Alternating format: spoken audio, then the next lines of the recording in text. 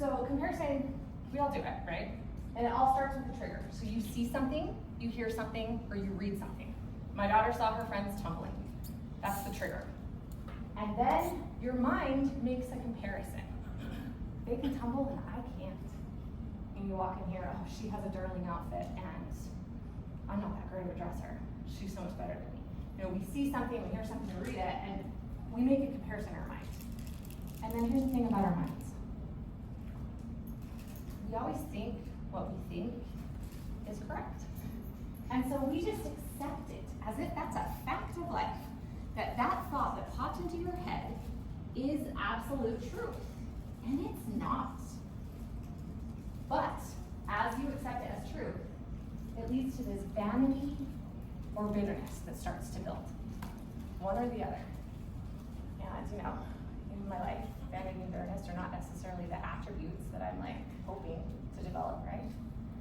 And then those attributes result in a behavioral reaction.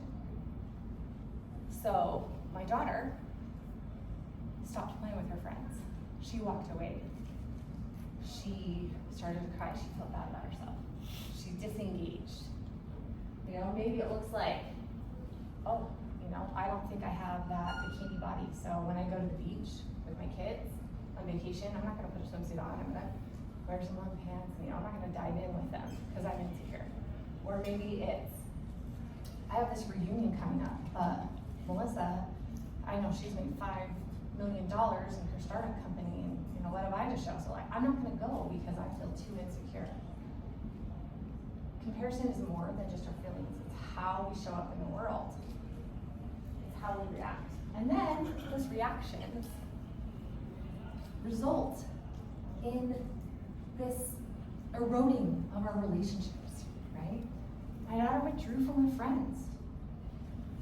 We don't show up for our kids. We come and we're insecure, or we're rude to people sometimes because we feel that insecurity and that jealousy.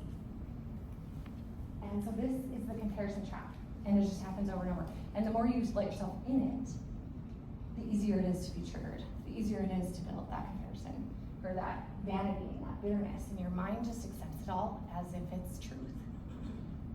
And it's a pretty vicious cycle to be in.